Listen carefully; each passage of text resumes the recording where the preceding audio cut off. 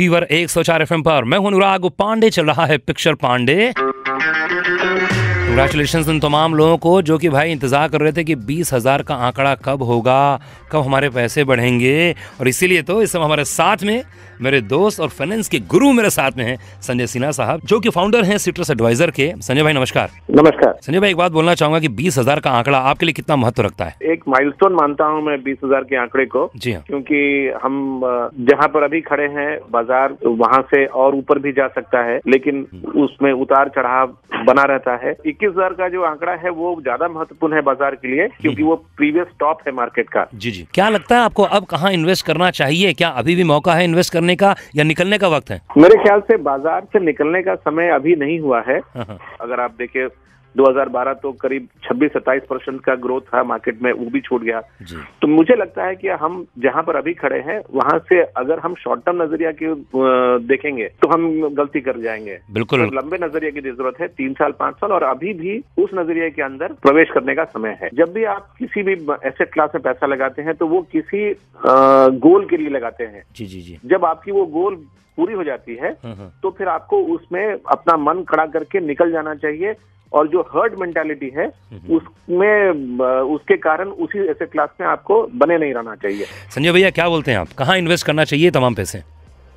देखिए, सबसे महत्वपूर्ण बात यह है कि आपको ये देखना है कि आपकी रिस्क एपेटाइट कितनी है। ओके। अगर आप मॉडरेट हैं, अग्रेसिव हैं, उसके अनुसार आपकी डिसीजन निर्भर करेगी। जी जी। और आपकी एज पे भी डिपेंड करेगा कि आप किस एज में हैं।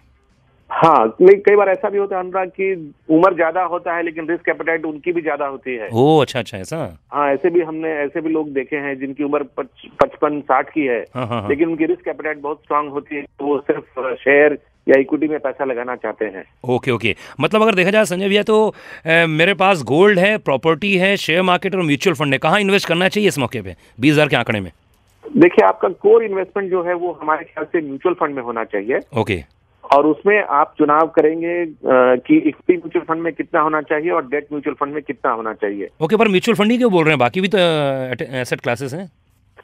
हाँ है, लेकिन उसमें होता क्या है अनुराग कि शेयर के संदर्भ में अगर हम चर्चा कर रहे हैं जी, तो शेयर किसी भी दिन करीब करीब 3,000 शेयर बाजार में ट्रेड होते हैं। जी जी। किसी आम निवेशक के लिए उतने सारी कंपनीज की जानकारी, उतने सारे सेक्टर्स की जानकारी रखना बड़ा मुश्किल होता है। तो इसलिए अगर वो म्यूचुअल फंड के द्वारा करेंगे तो जो म्यूचुअल फंड के मैनेजर्स हैं, हाँ। उनकी तो रिस्पॉन्सिबिलिटी ये है कि वो कंपनीज को अच्छी तरह से एनालाइज करें, सेक्टर्स को समझें और उनमें अपनी जो पूंजी है उसको लगाएं। जी जी।